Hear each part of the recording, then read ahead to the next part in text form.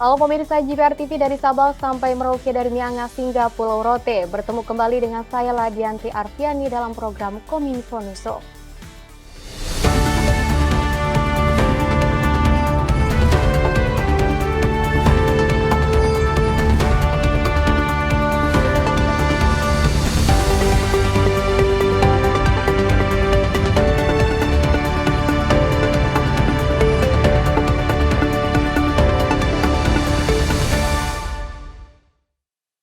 Mengawali informasi pertama pemirsa dalam rangka menyambut World Water Forum ke-10, Badan Nasional Penanggulangan Terorisme melakukan monitoring dan evaluasi pengamanan objek vital dan transportasi terkait dengan sistem keamanan Bandara Internasional Ngurah Rai Bali.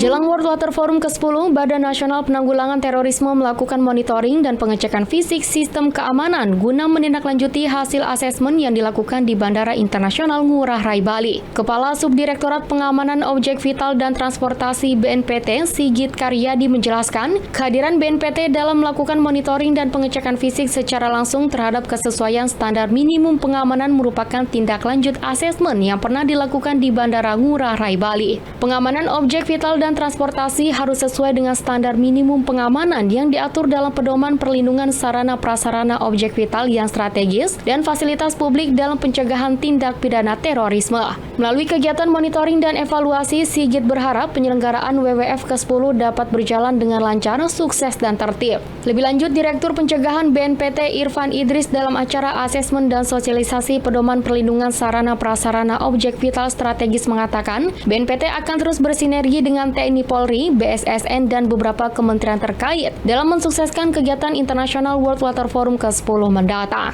BNPT pada tahun ini sudah dilibatkan oleh jajaran Kementerian Polkam beserta kementerian lembaga lainnya. Di dalam setiap event internasional kita melakukan assessment dan sosialisasi perban 3, terutama pada objek-objek vital nasional ya dan pengamanan lingkungan. Pemirsa, Kementerian Sekretariat Negara menerima 51 unit mobil listrik dari BMW Indonesia guna mendukung kelancaran World Water Forum ke-10. Keterlibatan BMW Indonesia dalam event internasional kali ini merupakan dukungan keempat kalinya. Kementerian Sekretariat Negara menerima 51 unit mobil listrik dari BMW Indonesia guna mendukung kelancaran World Water Forum ke-10. BMW Indonesia memberikan sedan mewah tanpa emisi berupa 15 unit BMW i7 dan 36 unit BMW i5. Peranan BMW pada World Water Forum pada 18 hingga 25 Mei mendatang merupakan dukungan yang keempat kalinya setelah aktif terlibat pada KTT ASEAN, KTT ASEAN Plus, dan KTT AIS di tahun 2023. Sekretaris Kementerian Sekretariat Negara Setia Utama bersama Presiden Direktur BMW Group Indonesia Rames Divianathan melakukan serah terima 51 unit sedan listrik premium BMW. Mobil tersebut akan digunakan para pemimpin negara dan VIP peserta World Water Forum ke-10 di Bali. Kita bisa bersama-sama lagi di tempat yang indah ini untuk melakukan handover 51 unit BMW yang akan digunakan untuk mensupport kegiatan KTT World Water Forum ke-10.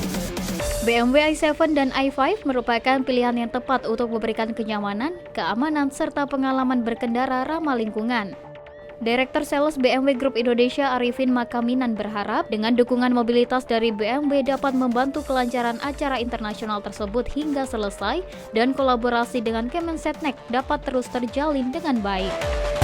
BMW Indonesia merasa sangat bangga dan bersyukur terpilih menjadi kendaraan resmi untuk KTT World Water Forum 2024. Informasi lainnya pemirsa, guna mendorong pembangunan ekonomi yang inklusif dan ramah lingkungan, Wakil Presiden Ma'ruf Amin meminta penerima dana CSR harus tepat sasaran dan bermanfaat bagi masyarakat. Hal tersebut perlu diwujudkan untuk memperkuat sumber daya pembangunan desa yang berkelanjutan.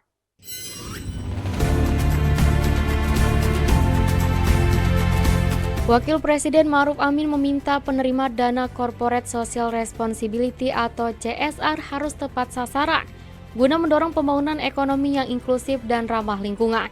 Dalam sambutannya pada acara CSR dan Pengembangan Desa Berkelanjutan Award 2024, Wapres mengatakan, pembangunan desa menjadi salah satu fokus perhatian pemerintah untuk mewujudkan struktur perekonomian nasional yang seimbang, berkembang, dan berkeadilan. Dengan melibatkan BUMDes dan BUMDesma yang ada di seluruh Indonesia, Wapres pun berharap dapat terus memaksimalkan potensi yang ada di daerah, baik itu potensi sumber daya manusia maupun sumber daya lainnya untuk menciptakan bisnis usaha yang optimal dengan menciptakan lapangan kerja yang berkesinambungan. Selain itu, Wapres Amin juga turut mengapresiasi seluruh lintas sektor, utamanya kepada badan usaha milik negara, perusahaan swasta, badan usaha milik desa, dan aktor penggerak lokal lainnya yang terus berkomitmen dalam program CSR-nya serta turut membantu pemerintah dalam mencapai target pembangunan.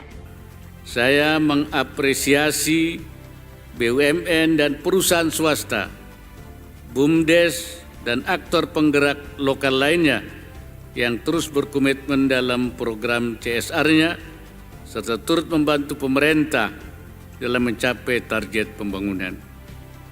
Kedua, saya berharap target penerima CSR harus benar-benar diperhatikan agar tepat dan bermanfaat bagi masyarakat pedesaan serta guna mendorong pembangunan ekonomi yang inklusif dan ramah lingkungan. Pemirsa, Menteri Perdagangan Zulkifli Hasan memastikan semua rumah potong hewan harus memiliki sertifikat halal per Oktober 2024. Sertifikasi halal tersebut bertujuan untuk memastikan keamanan dan kebersihan hewan potong bagi para konsumen.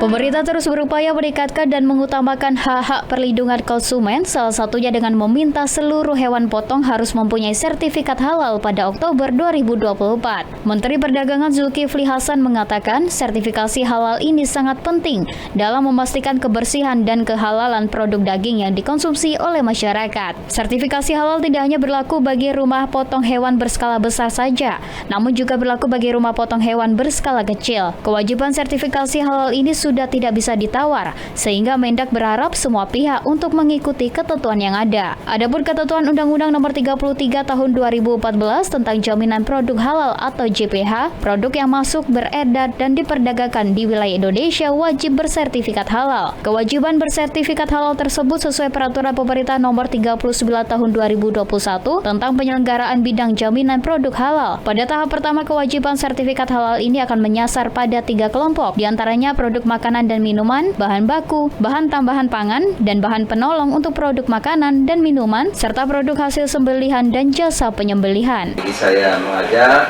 semua teman-teman yang usaha di bidang ternak ayam untuk melakukan pemotong ayamnya secara sempurna, halal, sehat, bersih. Sehat itu artinya bersih, sehat, ya. Agar sekali lagi konsumen bisa mendapat ayam yang higienis. Pemirsa, kami akan kembali dengan informasi lainnya, tetaplah bersama kami.